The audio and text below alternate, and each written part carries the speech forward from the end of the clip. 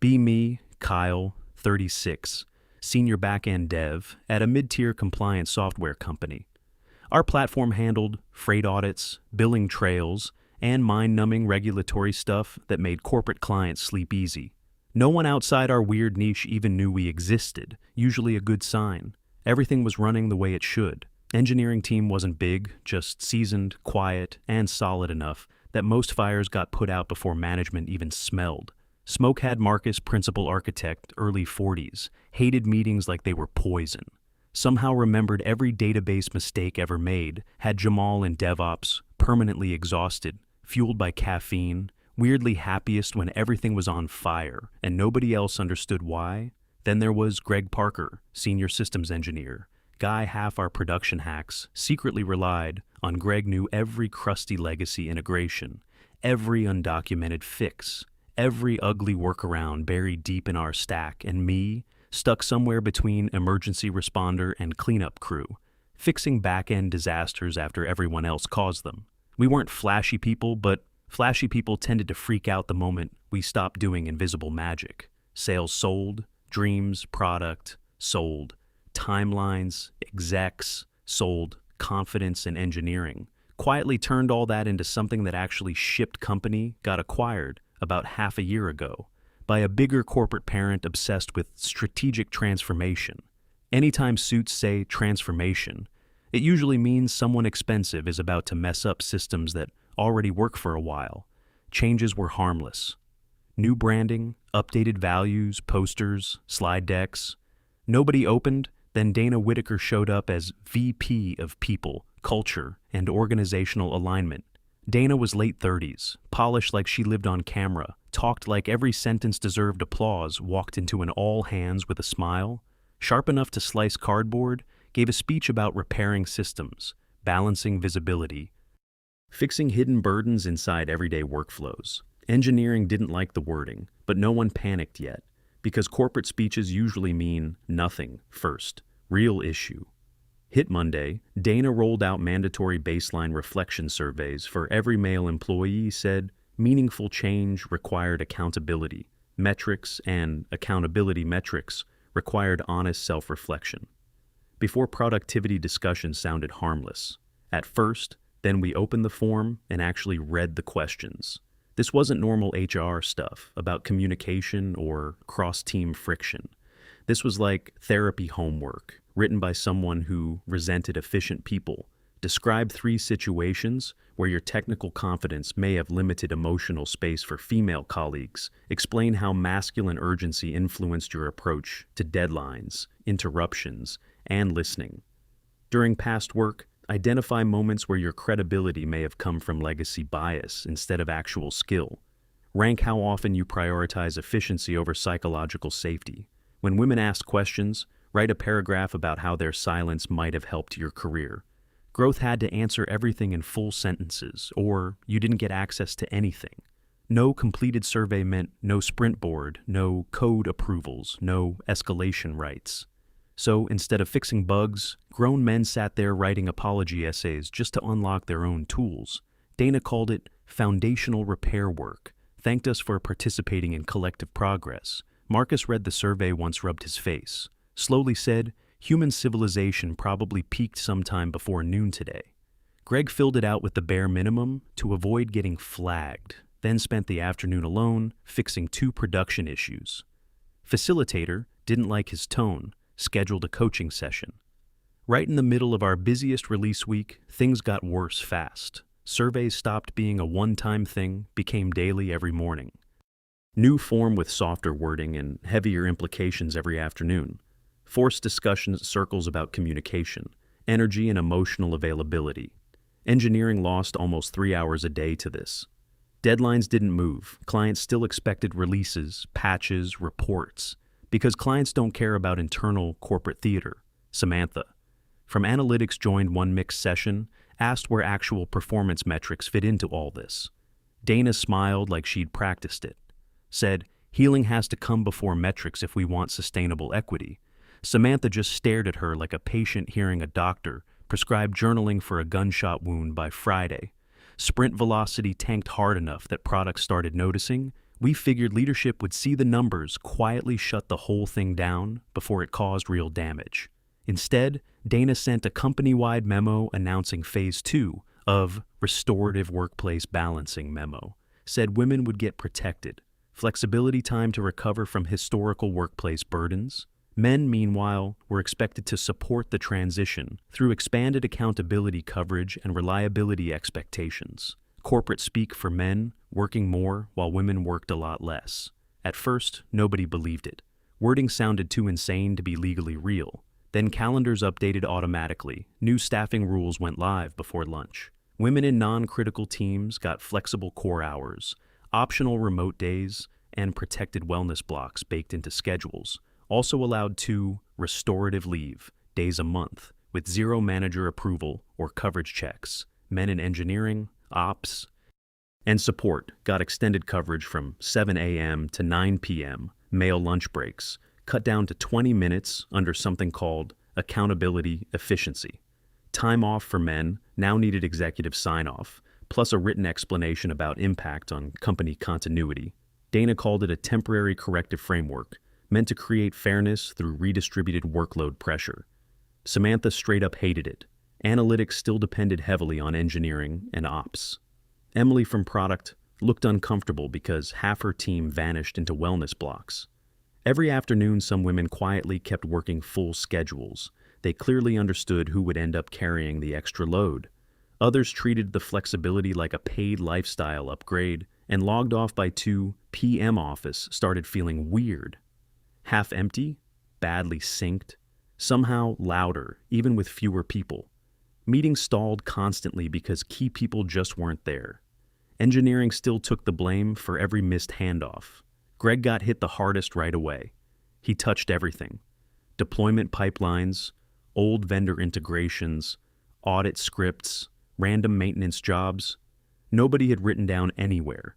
Even before all this, he was already overextended. But at least things still ran under the new rules. Support disappeared while responsibility stayed exactly the same. Within a week, he was working past midnight almost every night. Weekends too. Finally asked for a one-on-one with Dana, didn't go in, angry went in, prepared, brought printed reports, staffing comparisons, overtime logs, incident charts.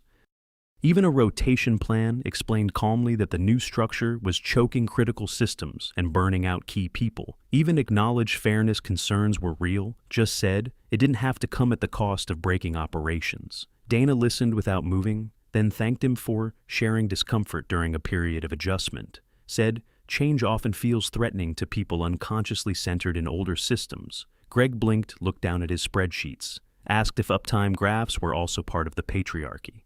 2 days later, he was quietly removed as lead on our migration project. Same title, same workload. Just no authority anymore, no explanation. Everyone understood immediately. Push back and your career gets trimmed without leaving fingerprints. Greg stuck it out another week, then sent a resignation email, so short it felt like a scalpel cut. CEO Daniel Cross thanked him publicly for his years of service, wished him the best. Dana framed his exit internally as a natural example of resistance clarifying under pressure. That line spread through engineering, fast shifted the mood from annoyed to ice cold before he left. Everything just felt stupid after that. It felt intentional, like hostility with a smile.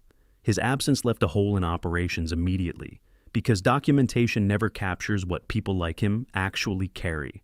Deployment automation started failing in weird corners nobody else even knew existed. Rollback procedures got slower because his shortcuts live mostly in his head. Client tickets started stacking when delayed releases pushed back, promised reports. One of our banking clients asked if our senior technical staff had recently changed, which is never a casual question. Dana responded to the cracks by launching technical confidence workshops. For women, said the company couldn't depend forever on gate-kept expertise, concentrated in male teams. Workshops were upbeat, shallow, completely disconnected from how complicated our systems actually were. Watched a marketing manager poke around staging and ask where the database folder was. Every mistake still landed back on engineering because reality doesn't care. Who attended a workshop Jamal started crashing on the office couch twice a week. After hours, patch windows kept stretching longer. Marcus stopped joking entirely, started answering everything with timestamps, ticket IDs, and quiet disgust. I was pulling 12-hour days 6 days a week, while watching capacity collapse everywhere. The worst part wasn't even the exhaustion. It was the logic wrapped around it. Our burnout was labeled accountability, while selective absence got labeled fairness. At some point, frustration turns into clarity, and clarity is when quitting stops. Feeling dramatic, still didn't leave, felt like walking out would mean abandoning the last sane people stuck inside the blast radius. Then came the first real public embarrassment client onboarding call for a big insurance company. They wanted some custom reporting fields. Nothing hard, technically just needed coordinated approvals. Across team's problem was half of product, was on protected leave, 2 required sign-offs, just sat there untouched for days. Daniel still promised delivery anyway, because execs are more afraid of saying no than looking incompetent. Friday hit, nothing was done. Client sat there quietly while excuses got dressed up to sound professional. They pulled the expansion deal. That same afternoon asked finance about termination, terms, lost revenue. Finally made it up to board visibility. Still somehow not enough to slow Dana down. Instead, she doubled down new enforcement rules around break times and physical presence. Men now needed manager approval for any pause outside assigned windows, even grabbing coffee. Women kept their flexible schedules because removing support too early could reintroduce imbalanced stress patterns. Jamal read that memo, laughed once, then just stared at the screen. First time I saw actual fear on his face, said, "We weren't employees anymore, just participants in some moral labor experiment." Marcus forwarded the memo to himself. Subject line, future evidence. Next failure came. Exactly how Greg predicted: fatigue. I pushed a late-night hotfix after 19 straight workdays, missed a dependency conflict. Normally Greg or Jamal would have caught it instantly. This time, nobody did. Patch delayed reporting across 3. Enterprise clients triggered a compliance alert cascade. We contained it before sunrise, but 2 clients spent the morning threatening penalties and formal audits. Daniel called an emergency meeting. Half the responsible managers were absent under Dana's own policies. Dana joined remotely. Perfect lighting, calm voice asked if the incident reflected burnout-centered thinking patterns. Jamal muted himself, dropped his head onto the desk, laughed like something inside him broke after that meeting. He asked for unpaid leave, got denied continuity requirements. He lasted 6 more days, then took a remote contract somewhere else and disappeared, clean. Losing Jamal wasn't just bad, it was catastrophic. Worse than losing morale, almost worse than losing Greg infrastructure. Without him felt like driving downhill after someone removed the brakes quietly. Suddenly every maintenance task turned into guesswork, backup plans and silent prayers. Nobody admitted to clients started escalating faster. Our response times were slipping in ways you could measure. I became the last bridge between back-end fixes, releases, and emergency data repairs. Sounds impressive until you realize it just means everything broken. Owns your nights. My wife stopped asking when I'd be home, just started wrapping my dinner and leaving it out.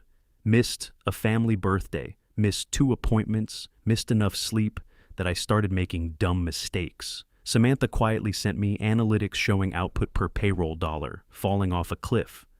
Since Dana's rollout, Emily forwarded complaint threads because product needed someone sane, keeping records. I saved everything, denied, leave emails, staffing charts, incident logs, escalation summaries. Wasn't planning some rebellion, just collecting proof, because proof lasts longer than memory. My breaking point came with an email. Dana announcing a company gratitude luncheon, women invited to a catered off-site brunch, celebrating resilience during transformation. Men and accountability groups expected to maintain coverage and submit written appreciation. Statements by end of day, written appreciation after months of overtime resignations, denied leave, and systems slowly falling apart. I read that email twice, felt something in my head go completely quiet. Scheduled a 15-minute meeting, she accepted almost instantly, probably expecting another exhausted guy she could spin into a lesson. I walked into her office with a binder because specifics matter more than volume. She smiled that same polished smile, asked how I felt about my growth through the process. I told her growth was a strange word for forced overwork under selectively unequal rules. Her smile tightened slightly, still nodded, told me to continue. I laid everything out: overtime, totals, client losses, staffing gaps, clear links between all of it. Named Greg and Jamal, directly explained what losing me next would actually do. Told her the company wasn't healing, it was cannibalizing its own support structure. Said, fairness can't mean one group absorbs all the damage while another gets symbolic relief. She leaned back in her chair, nodded slowly, like she was about to ignore everything in a very professional way. Said my wording showed discomfort with women finally being centered in institutional decisions. I asked if she even realized some women, including Samantha, were against these policies for practical reasons. She smiled like she'd already solved that too. Said, internalized conditioning often makes women defend systems that hurt their own growth. That's when it clicked. Conversation was pointless disagreement. Itself had already been labeled invalid. I slid my resignation letter across her desk, told her effective immediately non-negotiable. For the first time, she actually looked surprised. Not polished, not scripted, just caught off guard. Asked if I was acting impulsive, emotional under temporary pressure. I told her, no. Impulsive was redesigning labor systems around ideology instead of actual workflows. She said leaving would hurt my already overworked teammates and basically prove her point. I told her there wasn't really a team anymore, just people barely holding together the gaps her policies created. Then I walked out, turned in my badge, and for the first time in months, my heartbeat didn't feel owned by that building. Daniel called me that evening, sounded more human than he had in a long time. Asked me to reconsider, promised reviews, promised changes, promised things would stabilize after the transition. I told him reviews should have happened before the third resignation. Not after mine. He asked for 2 weeks, I gave him 0.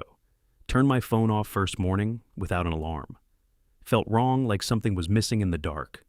I slept almost 12 hours, woke up, slow-made coffee without rushing, sat outside, listening to birds. Like I forgot that was a thing. My wife looked relieved, the kind of relieved that makes you feel both guilty and angry. At the same time, for a week, I kept reaching for alerts that weren't there. Any silence felt suspicious by. Week 2, my shoulders finally dropped. Food started tasting normal. Again, Marcus texted once, welcome back to civilian life, then sent a fishing pic from Colorado. Jamal sent a voice message, laughing said, freedom apparently had better uptime. Samantha stayed stock vesting mortgage and a stubborn belief data. Would eventually force reality. She sent me occasional updates, each one worse than the last. And somehow still believable within 6 weeks. 3 major clients scaled back contracts, 1 banking client walked completely after repeated delays, and a brutal audit issue. Daniel announced restructuring, which usually means someone important finally noticed things were on fire. Dana stayed publicly, but her emails got shorter, less polished, less triumphant. Daily surveys disappeared. First, probably because nobody had time left to write guilt essays. Then flexible schedules quietly tightened, which pissed off the people who had gotten used to them. Didn't matter. Though damage was already done, trust was gone, and it took institutional knowledge with it. 2 months later, Emily called me from her personal number, skipped all small talk, said Daniel wanted me back and was ready to make a serious offer. I almost laughed. Companies always come back after they burn through cheaper mistakes. First, she said, this was different. Board involved, real authority, real money, and no reporting line through Dana. I told her to send it anyway, expecting desperation dressed up as opportunity with bigger numbers. Email hit an hour later and actually made me sit down, base salary up 40%. Signing bonus equity 6, guaranteed weeks off every year. New title director of platform stability sounded fake but tied to actual decision, power reporting line, went straight to Daniel in writing completely bypassing Dana. One catch: had to be on site for a month before going flexible. They needed visible leadership. Someone technical people would trust. My wife read it, whistled a little, then asked the only question that mattered. Can they wreck you again? Or do you actually have leverage? Now, I thought about that longer than I thought about the money. Answer wasn't the same as before I stayed, because I felt trapped. Now I could return because I'd be protected. I added 2 conditions: full control over staffing priorities and written rollback authority. Daniel accepted in 20 minutes, which told me exactly how bad things were. I still took a full month off, first needed distance before stepping back into that place that month mattered. Anger cools into judgment when you stop feeding it. When I finally drove back, parking lot looked noticeably emptier. Inside the office felt familiar in the worst way, like a copy built from memory but missing pieces. Desks half empty, meeting rooms, overbooked, old rhythm, completely gone. Security badges, change, posters gone. Even the coffee tasted defensive. Claire was the first to meet me, hugged me hard enough to say everything she hadn't been able to for months looked drained thinner, but also weirdly vindicated the way only hard data can make someone. Emily showed up right after muttered, "Thank God," under her breath, handed me a printed list of current disasters. Wasn't really a list, more like a collection of expensive management mistakes bound together. That afternoon, Daniel set up a closed-door meeting, just me, Dana, and senior staff, not just senior men either, which mattered because reality had gotten too messy to spin. Cleanly, Samantha came in with binders. Emily had product loss reports. 2 remaining engineers looked like they hadn't slept properly in weeks. Dana walked in, last still polished, but now it looked like polish covering cracks instead of confidence. Daniel didn't waste time, said the board wanted facts, not narratives, not reframing. For once the room felt like it should have.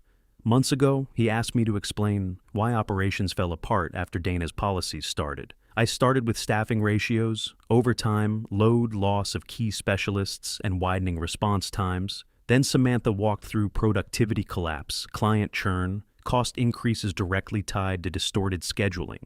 Emily broke down missed launches, last-minute scope cuts, and reputation damage from repeated delivery failures. One engineer said he'd been sleeping in his car during release weekends. Another said he stopped reporting fatigue because it just triggered coaching sessions about his language.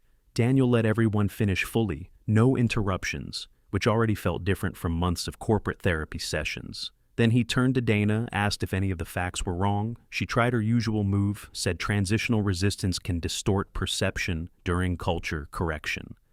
Daniel cut her off, mid-sentence slid a printed timeline of resignations across the table, asked if 6 critical departures were also just distorted perception. She pivoted, said, managers must have enforced her policies too rigidly beyond intended spirit. That didn't land, either, every memo. Had her name on it, clear enforcement language. Samantha had been waiting for. This moment pulled out, archived approvals, read, specific lines out loud, protected flexibility by gender, restricted leave by accountability group, hearing your own words, read back like, that turns policy into evidence real fast. Dana said she'd been asked to make bold changes and she delivered. Necessary correction. One exhausted engineer finally spoke up, said real courage would have been staying past noon during release. Weeks hit harder than yelling, because everyone knew exactly what he meant. The second engineer added he needed approval just to eat lunch while others left early. Every day, Emily said, product teams started hiding issues because reporting them just triggered more workshops. Samantha said plenty of women hated the policy but didn't speak up because they didn't want to get labeled as anti-progress. I said the company didn't fail because fairness was discussed. I said it failed because fairness got turned into a weapon against reality, against dissent, against basic math. Said policy drifted away from actual work, and disagreement got treated like a problem to diagnose instead of feedback. Daniel sat there quiet for a few seconds, looked older than I remembered, then asked Dana if she had anything practical left to add.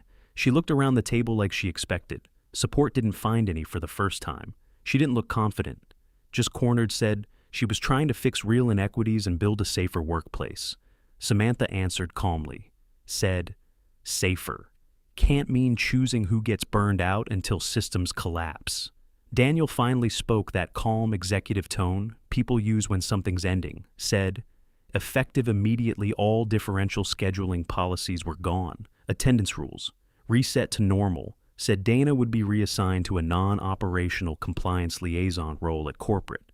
Not fired companies, don't like admitting mistakes that openly, but everyone in that room knew what it meant. Removal distance, no more control. Dana started to say something stopped when Daniel raised one hand without even looking at her.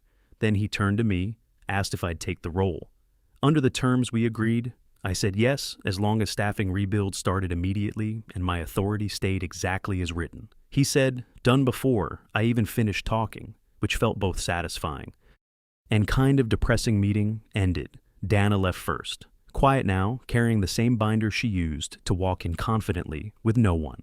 Celebrated watching something collapse isn't satisfying when you lived inside it. The real work came after slow weeks of fixing things that never should have been broken. Brought Jamal back as a consultant, pulled Greg into contract architecture, work promoted. Samantha. Emily helped strip out useless processes while we rebuilt sane coverage and released discipline. Some people stayed angry, some stayed embarrassed, some acted like none of it ever happened. That last group always shows up after disasters, hoping silence rewrites history. It never does, because bad systems leave receipts, resignations, logs. Clients who remember, we got stable again. Slowly, never quite the same. Clients came back over time after enough months without public failures. Inside, people talked more carefully now. Not because trust improved, but because trust got expensive. Office felt quieter, colder, less tolerant of abstract management experiments. Even Daniel changed every policy touching schedules or staffing needed operational review. Now sometimes I walked past the empty room where those first surveys happened, felt weirdly calm. Room looked smaller, without all that ambition echoing around, just chairs, walls, and leftover regret. People later asked if coming back felt like winning. I never said yes. Winning would mean the damage was worth it, and it wasn't. Truth was simpler. They removed the load-bearing people, then asked us to rebuild everything. This time, I made sure my name stayed on the keys.